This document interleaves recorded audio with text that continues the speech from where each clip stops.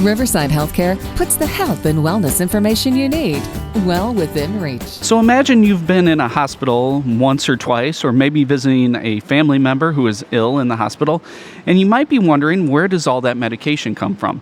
Anytime a prescription's called up or anything, well, in each hospital there is an actual on-site pharmacy, and so we're here to talk about the training that goes into those programs and how people get to become an in-house pharmacist.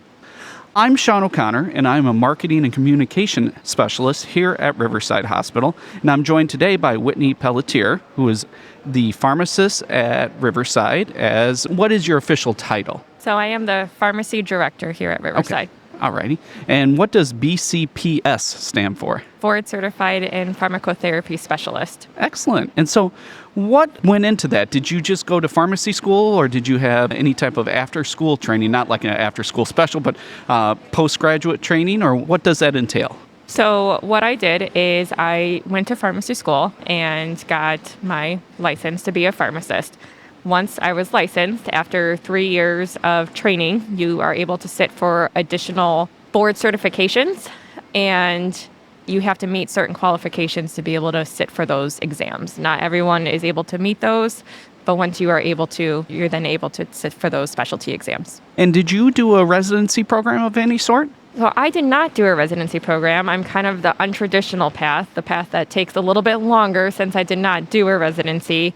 But I found that we had an opportunity, so therefore we actually created a residency program here at Riverside. That's excellent. And what goes into creating a residency program? So there is a list of requirements that is put out by the American Society of Hospital Pharmacists. What they do is they look at the type of community and hospital setting that we have here, and they look to see what opportunities we have to offer within the hospital setting. If we meet those certain requirements, we're then able to submit to have a residency program. If you're then able to submit for it, you then have to build a curriculum around the program to be able to teach and provide education to a resident coming in. Okay, that's fascinating. So what is your role within the residency program here? So my role is the RPD, which is the Residency Program Director. What I do is I work with both the residents and our current pharmacy preceptors to ensure that the program goals and objectives are met, that training is then optimized, and that everyone is heavily involved in patient care. And what did it take to start a residency program here? Why did Riverside decide that was a path to go forward on? So we saw it was a need and opportunity within the pharmacy community itself. In 2019, when our residency program actually started, there was over 5,000 individuals that just graduated pharmacy school that applied for a residency program. 2,000 of those people did not match with the program. So we saw that there was an opportunity, there was a need in the pharmacy world. Now in 2022, there was again over 5,000 people that also applied for residency, and there was only 1,400 people that did not match with the residency. So the community within pharmacy, we see the need for it and that the need is expanding, and we're just doing our part to help with that education and training. How many residents does the pharmacy program take in a given year? So we currently take 1, but actually in 2023, we will be expanding to 2. And how long is the program? Our program is a 1-year program here. Okay, so it's just a 1 year at a time. Okay. Yeah. And so what are the different tracks that are available for a resident going into our program? So for our program here, we are an inpatient hospital program. There is also secondary community programs that if someone would like to go through the community path, they're able to. But what ours does here at Riverside allows you to be able to expand the inpatient knowledge of a pharmacy. They are then able to then venture out after the residency and work in areas such as cardiology, oncology, pediatrics, anything that's really specialized. How does the residency program benefit a pharmacy school graduate? Yeah, so residency program is not required for all pharmacists once they graduate. It really depends on what your career path, what you want it to look like. Those that want to work in the retail community setting, it's not required to do residency.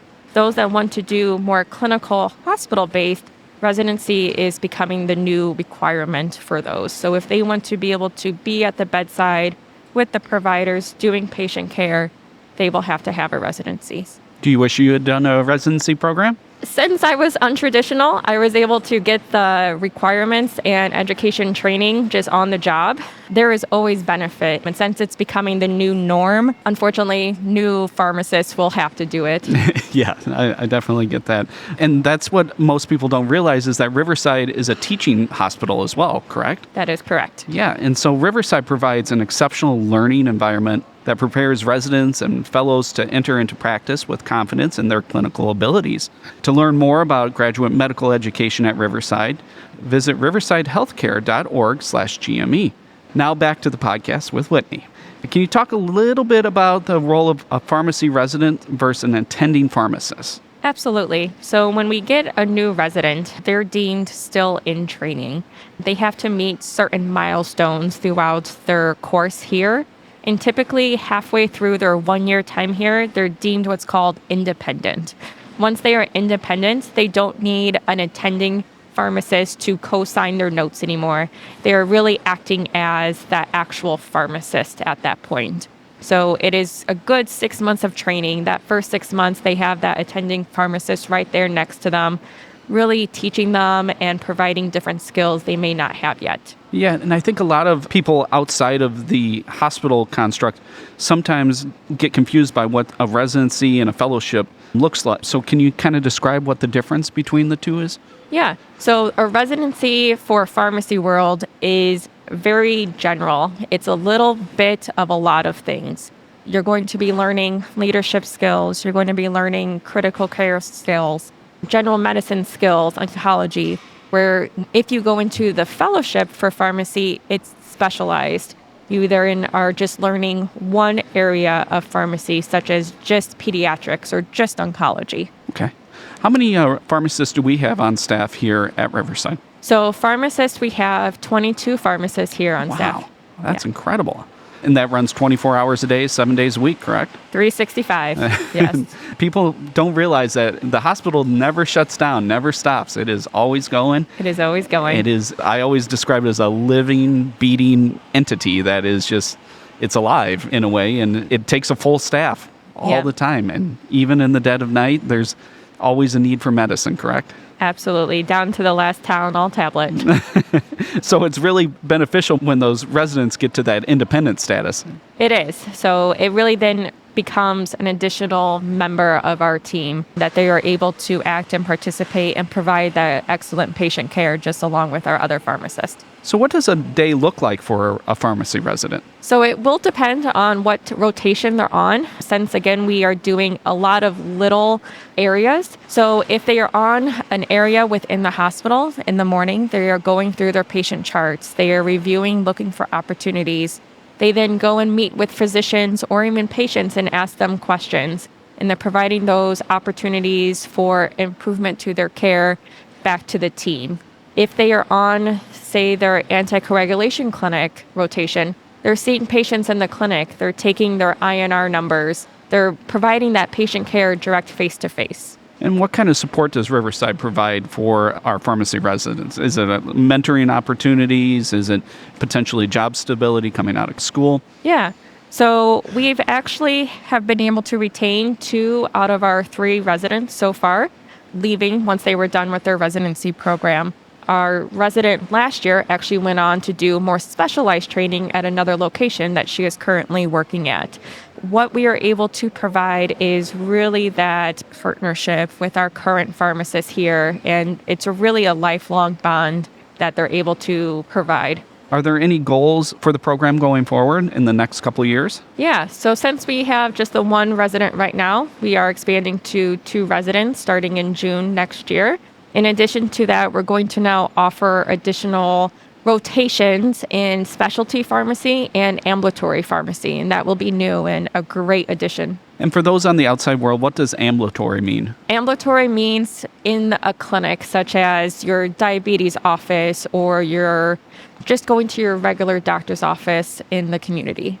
Growing up, did you ever think you were going to be heading up a pharmacy residency program? I did not. No? That was not on the list of like life goals that you set out to? It was not. Actually, I was thinking I was going to be an accountant Wow. previously. So pharmacy is a totally different realm. Yeah, at a young age, like at like 4 or 5, were you like, Absolutely. really? So Yeah. when other kids were thinking they were going to be firefighters or princesses or the Little Mermaid, you were like, I'm going to be an accountant. Runs in the family. Oh, there you go. That's good stability. That's a focus on the future. So what led you to pharmacy then? It actually was when I was in college. I got a job at Walgreens as a pharmacy technician, and I loved the part of helping people.